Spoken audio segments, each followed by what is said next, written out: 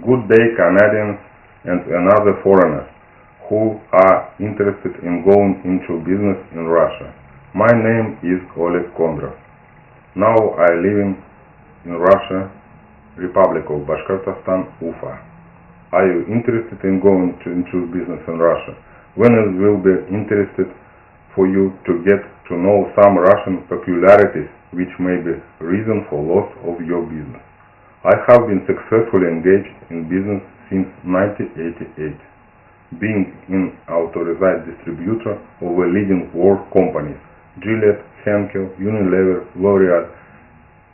In spite of economic instability in Russia, I made up my mind to invest all my funds in construction of store premises in Ufa city, Russia.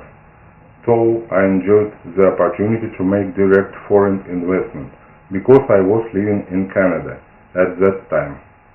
My partners in Russia were engaged in construction activities for the most part.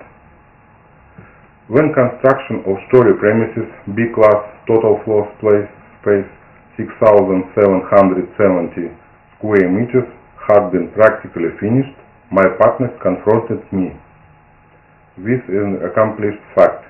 The part of the premises passed into the ownership of a certain Cyprus offshore company without my consent.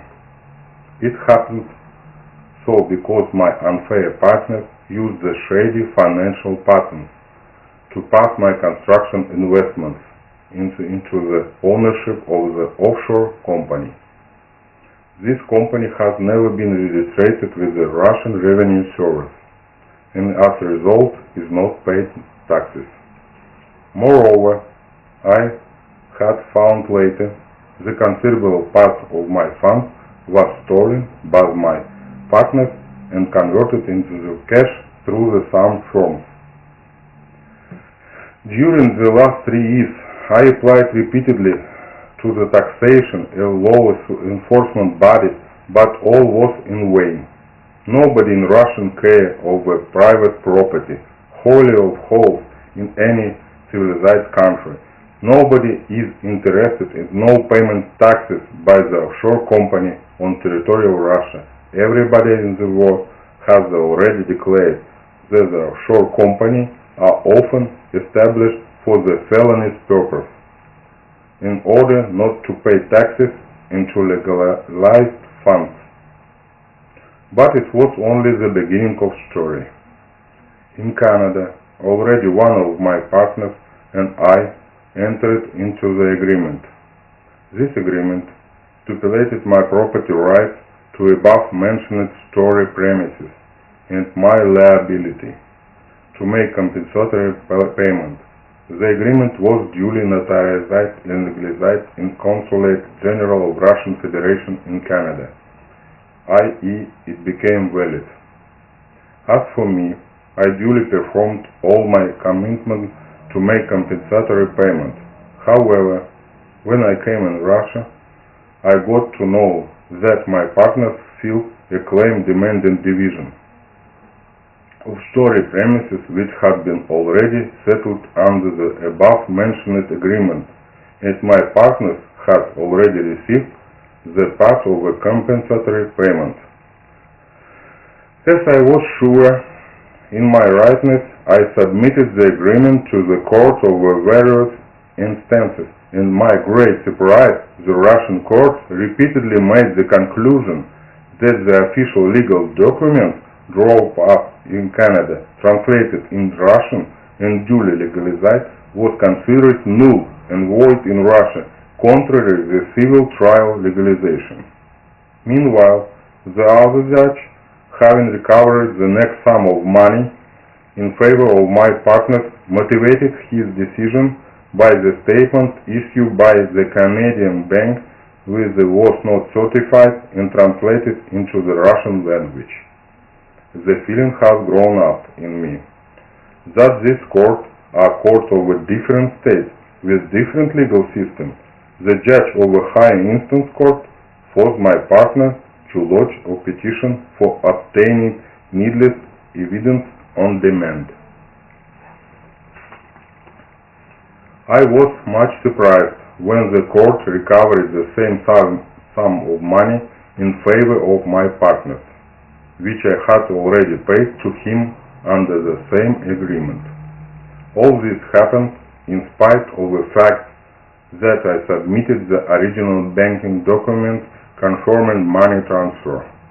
I have another case in my experience with the judge without the swing of a conscience performed the decision the property owned by the third person, a bona fide purchaser who legally acquired this property for money. That is the way some people in Russia regard to private property. These are the peculiarities of Russian business together with the jurisprudence. You can pay twice and remain a debtor, and thank God if you can evade prosecution. My parents, who are seriously ill and old, my father, a veteran of Russian army forces, and my mother, an honored teacher of Russia, they are thrown out of their own flat. They are deprived of their money, values, warm clothing, and their property acquired by them by their entire life was taken out, no one knows there. The law enforcement bodies are making examination of their facts for about 3 years and refuse to take legal steps against thieves and forcible assumption of my parents' right. I am not able to describe all cases of affectation in Russia. 3 years of endless lawsuits turn me from businessman into the person who try and protect his property. For this years, I have realized that it's possible and necessary to work in Russia, but it's necessary to be ready for various surprises lying in the wait for business in Russia. This site presents juridical decisions, other writs and investigatory documents. My application to various instances rise up to President of Russian Federation that is intended for those who are already working in Russia and who are planning to work here. This site is intended for lawyers, judges, and barristers who are interested in the Raider mechanism, and for those who want Russia to be a civilized and legal country.